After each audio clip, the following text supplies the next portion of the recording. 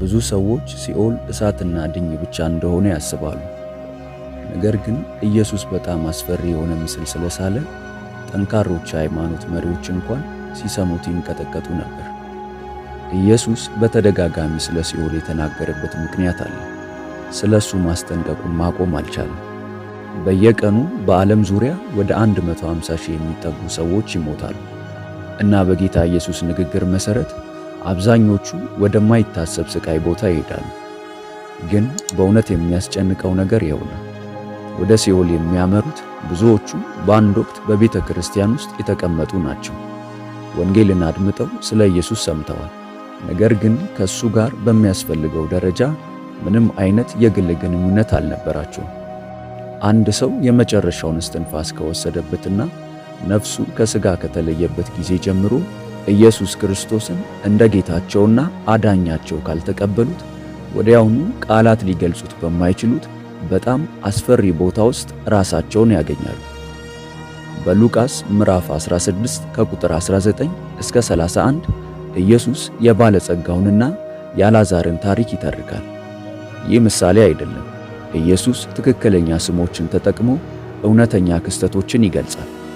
ባለጸጋው ሲሞት ወዲያውኑ በሲኦል ውስጥ ራሱን ያገኛል እና የሚያጋጥመው የመጀመሪያው ነገር በእሳት ውስጥ ስቃይ ነው። ነገር ግን በዚህ ነበልባል ውስጥ እሰቃያለሁ የሚለውን ልብ ይበሉ። ኢየሱስ እዚህ ላይ የተጠቀመበት የግሪክ ቃል ባሳን ይዞ ሲሆን ትርጉሙም መሰቃየት፣ በከባድ ሕመም መጨነቅ ማለት ነው። ይህ ቃል በጣም ከባድ የሆኑ የአካልና የአእምሮ ስቃይ አይነቶችን ለመግለጽ የሚያገለግል ነው። ባለጸጋው ሰው ምቾት ማጣት ብቻ ሳይሆን ማለቂያ የሌለው ስቃይ እያጋጠመው ነው።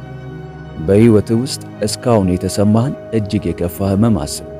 ምናልባት የአጥንት መሰበር፣ የኩላሊት ጠጠር፣ የምትወደውን ሰው ማጣት።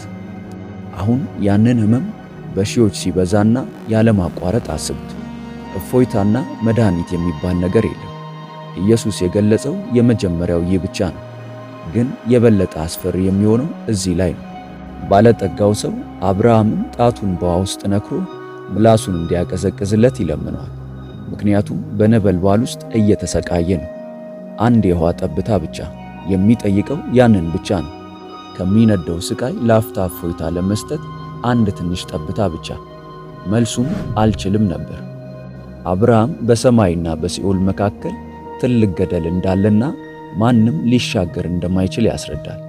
ይህ ስለ ሲኦል በጣም የሚያስፈራ ነገር ያሳያል። አካላዊ ስቃይ ብቻ ሳይሆን ሙሉና ዘላለማዊ ተስፋ መቁረጥ። በዚህኛው ሕይወት ነገሮች ምንም ያህል መጥፎ ቢሆኑ ነገ የተሻለ ሊሆን የሚችልበት ዕድል ሁልጊዜ አለ። በሲኦል ነገ የለም። ምን ያህል ሰዓት እንደሆነ የሚነግሩት ሰዓት እንኳን የለም። በምድር ላይ በአብዛኛዎቹ ሁኔታዎች ጭንቀቱን ለአንድ ወይም ለሁለት ሰዎች ማጋራት ይችላሉ እና ጥሩ ስሜት ይሰማዎታል። ነገር ግን በሲኦል ውስጥ ያለው ሁኔታ ይህ አይደለም። ይህ ስቃይ ፈጽሞ እንደማያበቃ የሚገልጸው አስጨናቂ ግንዛቤ ብቻ ነው። ኢየሱስ በዚያ አላበቃም። በማቴዎስ ምዕራፍ 8 ከቁጥር 12 ላይ ሲኦልን ለቅሶና ጥርስ ማፋጨት የሚኖርበት ውጫዊ ጨለማ እንደሆነ ገልጾ፣ ውጫዊ ጨለማ በጣም የተሟላ እጅግ ፍጹም የሆነ ጨለማን የሚገልጸው ከሰው ልጅ ተሞክሮ በላይ ነው። ይህ የብርሃን አለመኖር ብቻ ሳይሆን ከሁሉም አቅጣጫ የሚገፋ ጨለማ ነው። ፍጹም በሆነ ጨለማ ውስጥ ተይዘ ራስህን ከፊት ማየት እስከማችል ድረስ በተመሳሳይ ጊዜ በእሳት እየተቃጠልክ እያለ በጣም ጨለማ ውስጥ እንደገባ አስብ። በጣም ጨለማ ስለሆነ ቀጣዩ ጎረቤትህ በምን ላይ ያለፈ እንዳለ እንኳን ማየት አትችል። ኢየሱስ የገለጸው ማልቀስና ጥርስ ማፋጨት ማልቀስ ብቻ ሳይሆን በፍጹም ሕመም ውስጥ ያሉ ነፍሳት ድምፅ ነው።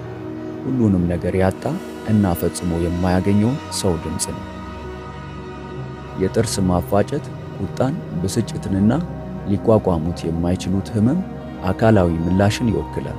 ነገር ግን የኢየሱስ መግለጫ በጣም አስፈሪው ገጽታ በማርቆስ ምዕራፍ 9 ከቁጥር 43 እስከ 48 ላይ ይገኛል። እዚያም ትላቸው የማይሞትበት እሳቱ የማይጠፋበት የሚለውን ሐረግ ደጋግሞ ተጠቅሟል። ኢየሱስ እየተናገረ ያለው ትል ማንኛውም ትል ብቻ አይደለም፣ የሚያበሰብስ ሥጋን የሚበላ ትል ነው።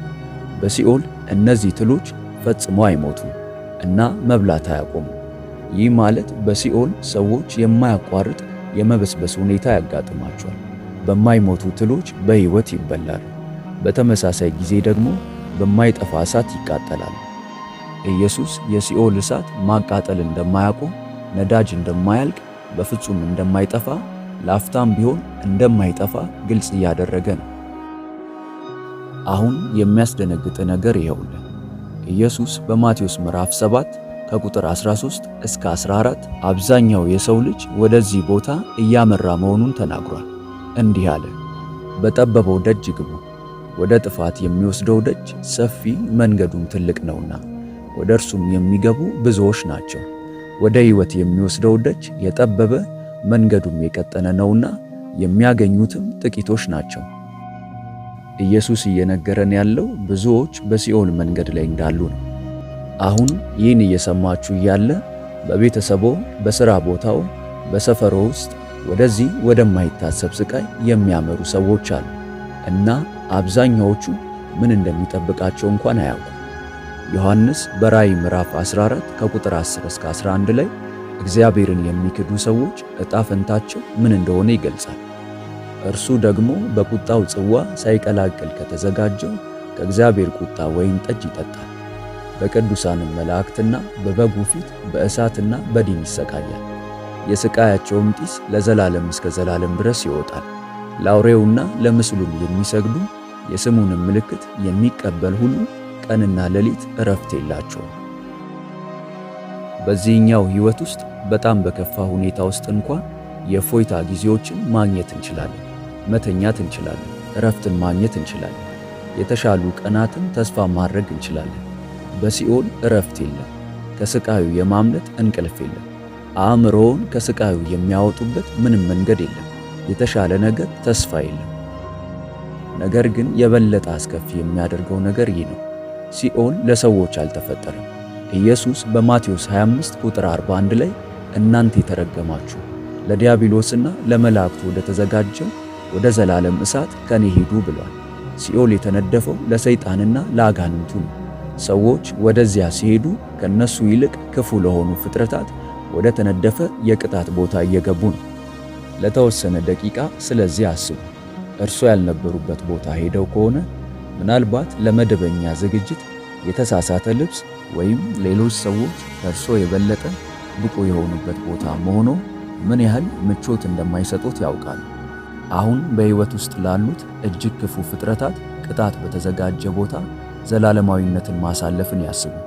በሲኦል ውስጥ ያለው ብቸኝነት ከቃላት በላይ ነው። በሉቃስ ምዕራፍ 13 ከቁጥር 27 እስከ 28 ኢየሱስ ሰዎች ወደ ውጭ ሲጣሉ እንዲህ ሲል ገልጾታል። አብርሃምን፣ ይስሐቅን፣ ያዕቆብንና ነቢያትን ሁሉ በእግዚአብሔር መንግሥት ባያችሁ ጊዜ እናንተም ወደ ውጭ ተጥላችሁ ስትቀሩ በዚያ ለቅሶና ጥርስ ማፋጨት ይሆናል ብሏል።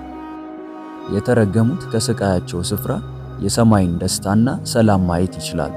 ነገር ግን ለዘላለም ከሱ ተለይተው ይኖራሉ። ሌሎች በውጫዊ ጨለማ ውስጥ እያሉ በእግዚአብሔር መገኘት ሲደሰቱ ይመለከታሉ። ነገር ግን ምናልባት የሲኦል እጅግ አሳዛኝ ገጽታ ሙሉ በሙሉ ሊወገድ የሚችል መሆኑ ነው። ወደዚያ የሚሄድ እያንዳንዱ ሰው ኢየሱስ ክርስቶስን እንደ አዳኛቸው ለመቀበል ብዙ ድሎች ይኖሩታል። እግዚአብሔር ማንም እንዲጠፋ አይፈልግም። ነገር ግን ሰዎች የራሳቸውን ጥፋት ሲመርጡ እንኳን የሰውን ነፃ ምርጫ ያከብራል።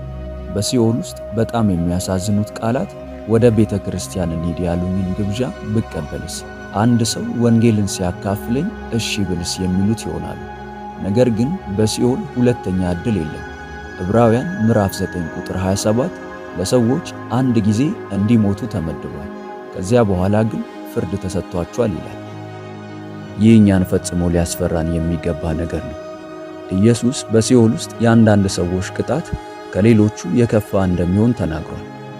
በሉቃስ ምዕራፍ 12 ከቁጥር 47 እስከ 48 ላይ የእግዚአብሔርን ፈቃድ የሚያውቁ ነገር ግን ያላደረጉት በብዙ ግርፋት እንደሚገረፉ፣ የማያውቁ ደግሞ በጥቂት እንደሚገረፉ ያስረዳል። ይህ ማለት ወንጌልን ሲሰሙ ያደጉ፣ በቤተ ክርስቲያኖች ውስጥ የተቀመጡ የተሻለ የሚያውቁ ሰዎች በሲኦል ውስጥ የበለጠ ስቃይ እንደሚደርስባቸው ነው። በሲኦል ውስጥ ያለው የሙቀት መጠን ከሰው ልጅ መረዳት በላይ ነው። ሳይንቲስቶች በምድር ላይ የተመዘገበው በጣም ሞቃታማው የሙቀት መጠን በላብራቶሪ ሁኔታዎች ውስጥ ወደ 2 ቢሊዮን ዲግሪ ሴልሺየስ እንደሚጠጋ ይነግሩናል። ነገር ግን የሲኦል እሳት በአካላዊ አጽናፍ በዓለማችን ውስጥ ካለ ከማንኛውም ነገር የበለጠ ያቃጥላል። ምክንያቱም በተፈጥሮ ሕጎች የተገደበ አይደለም። የሚያሰቃይ ነገር ግን የማይወገድ፣ የሚያቃጥል ነገር ግን ፈጽሞ የማይጠፋ ከተፈጥሮ በላይ የሆነ እሳት ነው። በሲኦል ውስጥ ያለው ሽታ ሊገለጽ የማይችል ነው። ራእይ ምዕራፍ 19 ቁጥር 20 በዲንም የሚያቃጥል የእሳት ሐይቅን ይጠቅሳል። ዲን ሰልፈር ነው። የሚያቃጥል ሰልፈር ደግሞ ሊታሰብ ከሚችለው በላይ የሚያሰቃይ የሚያንቅ ሽታ ያመነጫል። አሁን በምድር ላይ ካለ ከማንኛውም ነገር በላይ የተከማቸና የተስፋፋ ሽታን አስቡት። የአፍንጫውን ቀዳዳዎች ለዘላለም ይሞላል። የሲኦል ድምፆችም እንዲሁ አስፈሪ ናቸው። ኢየሱስ የገለጸው ማልቀስና ጥርስ ማፋጨት የማያቆም የጭንቀት ሲምፎኒ ይፈጥራል። በሚሊዮን የሚቆጠሩ ነፍሳት በስቃይ ውስጥ እያሉ የሚጮሁትን ምሕረትንና እፎይታን የማያመጣውን የሚለምኑትንና የሚጮሁትን ድምፅ ጩኸት አስቡት። ነገር ግን ሲኦልን በእውነት ሲኦል የሚያደርገው ይህ ነው። አካላዊ ስቃይ ብቻ ሳይሆን መንፈሳዊ ስቃይም ነው። በሲኦል ሰዎች የፍቅርና የመልካምነት ሁሉ ምንጭ ከሆነው ከእግዚአብሔር ሙሉ በሙሉ ተለይተዋል። በዚህ ሕይወት ውስጥ ያለው መልካም ነገር ሁሉ፣ የደስታ ጊዜ፣ የደግነት ተግባር፣ እያንዳንዱ ውብ የፀሐይ መጥለቅ የሚመጣው ከእግዚአብሔር የጋራ ጸጋ ነው። በሲኦል ውስጥ ያ ጸጋ ሙሉ በሙሉ ይወገዳል። ፍቅር፣ ደግነት፣ ውበት፣ ተስፋ የለም። ፍጹም ክፋት፣ ፍጹም ጥላቻ፣ ፍጹም ተስፋ መቁረጥ ነው። የእግዚአብሔር አለመኖር ከጨለማና ከስቃይ በስተቀር በሌላ ነገር ያልተሞላ መንፈሳዊ ባዶነት ይፈጥራል። በኢየሱስ ታሪክ ውስጥ ያለው ባለጠጋ ሰው ወንድሞቹን አስታወሰና ስለ ዘላለማዊ ዕጣ ፈንታቸው ይጨነቅ ነበር። ይህ ማለት ሰዎች በሲኦል ውስጥ ክርስቶስን ለመቀበልና ለመቃወም የመረጡትን እያንዳንዱን አጋጣሚ ያስታውሳሉ። የሰሙትን እያንዳንዱን የወንጌል መልእክት ለመመስከር የሞከሩትን እያንዳንዱን ክርስቲያን እግዚአብሔር ወደ መዳን የሚስባቸውን እያንዳንዱን ጊዜ ያስታውሳሉ። ይህ ከአካላዊ ሕመም የከፋ የአእምሮ ስቃይ ይፈጥራል። ከጽድቅ ይልቅ ኃጢአትን የመረጡበትን እያንዳንዱን ቅጽበት የእግዚአብሔርን ፍቅር በተቃወሙ ቁጥር የጣሉትን የመዳን ዕድል ሁሉ ያስታውሳሉ። ጸጸቱ ፈጽሞ የሚያደቅቅ ይሆናል። ነገር ግን ከሁሉም በጣም አስደንጋጭ እውነት ይኸውና፣ ሲኦል መጀመሪያው ብቻ ነው። ራእይ ምዕራፍ 20 ከቁጥር 14 እስከ 15 ሞትና ሲኦል ወደ እሳት ባህር የሚጣሉበትን የመጨረሻውን ፍርድ ይገልጻል። የእሳት ባህር የመጨረሻው መዳረሻ ነው እና ከሲኦል የበለጠ እጅግ የከፋ ነው። ሁለተኛው ሞት ተብሎ ተገልጿል። ሲኦልን እንደ የረፍት ጊዜ ማረፊያ የሚያስመስል የስቃይ ቦታ ነው። አሁን በዚህ ቅጽበት ከዚህ የማይታሰብ ዕጣ ፈንታ የሚያመልጡበት ዕድል አሉት። ሮሜ ምዕራፍ 10 ከቁጥር 9 እስከ 10 ጌታ ኢየሱስን በአፍህ ብትመሰክር እግዚአብሔርም ከሙታን እንዳስነሳው በልብ ብታምን እንዴት እንደምትድን በትክክል ይነግረናል። ሰው በልቡ አምኖ ይጸድቃልና በአፉም መስክሮ ይድናልና። ያ ቀላል ነው፣ ነገር ግን ምርጫ ያስፈልገዋል። ኢየሱስን ጌታ ብቻ ሳይሆን የሕይወት ፍጹም ገዢ እንደሆነ መናዘዝ አለብን። እግዚአብሔር ከሙታን እንዳስነሳው ማመን አለብን። ይህም መስዋዕትነቱ ተቀባይነት እንዳገኘና በሞት ላይ ኃይል እንዳለው ያረጋግጣል። የዚህ መልእክት አጣዳፊነት ሊጋነን አይችልም። የልብ ምት ሁሉ የመጨረሻ ሊሆን ይችላል። እያንዳንዱ እስትንፋስ የመጨረሻ ሊሆን ይችላል እና ያለ ክርስቶስ ብትሞት ኢየሱስ በገለጸው ቦታ በውጭ ጨለማ፣ በማይጠፋ እሳት፣ በማይሞቱ ትሎችና በዘላለም ስቃይ ቦታ ትነቃል። ነገር ግን ክርስቶስን አሁን ከተቀበልክ በዚህ ቅጽበት በዮሐንስ ምዕራፍ 5 ከቁጥር 24 ላይ የኢየሱስን ቃል ኪዳን ታገኛለህ። እውነት እውነት እላችኋለሁ ቃሌን የሚሰማ የላከኝንም የሚያምን የዘላለም ሕይወት አለው፣ ከሞትም ወደ ሕይወት ተሻገረ እንጂ ወደ ፍርድ አይመጣም። ምርጫው ያንተ ነው። ነገር ግን የዕድል መስኮት ለዘላለም ክፍት ሆኖ አይቆይም። ሕይወትን ምረጥ፣ ክርስቶስን ምረጥ። ኢየሱስ እንዲህ ባለ ግልጽና ዝርዝር ሁኔታ የገለጸውን አስፈሪነት ለማስወገድ ምረጥ። ምክንያቱም በጣም ስለሚወድህ ሳትዘጋጅ ወደ ሲኦል እንዳትወርድ ስለሚፈልግ። ይህ መልእክት በእውነት መንፈስዎን የሚነካዎት ከሆነ ጌታ ኢየሱስ ሆይ ዕዳዬን ሁሉ ስለከፈልክ አመሰግናለሁ የሚለውን መልእክት በኮመንት ላይ አስቀምጡልን፣ እናየዋለን። ይህንን መልእክት ክርስቶስ ኢየሱስን እንደ ግል አዳኛቸው አድርገው ላልተቀበሉ ወዳጆቻችሁ ሼር በማድረግ አብረውን ያገልግሉ። ለቻናሉ አዲስ ከሆኑ ደግሞ ሰብስክራይብ በማድረግና የደውል ምልክቷን በመጫን ቤተሰብ ይሁኑ። በቀጣይ በአዲስ ቪዲዮ እስከምንገናኝ ሰላም። ሆሊቲዩብ ኢትዮጵያ ዩቲዩብ ቻናል ተባርካችኋል። በይበልጥ በመንፈሳዊ ሕይወቶ እጅግ የሚበረቱባቸውና መንፈሳዊ ረሃቡን የሚጨምሩ ትምህርቶች እንዲሁም የጸሎት አገልግሎት በየቀኑ እንዲደርሱ ሰርቫንት መልካሙ ሙሉጌታ በማለት የፌስቡክ እንዲሁም የቲክቶክ አካውንታችንን እንዲሁም ሆሊቲዩብ ኢትዮጵያ ብለው ሰርች በማድረግ የቴሌግራም ቻናላችንን ይቀላቀሉ። ተባርካችኋል።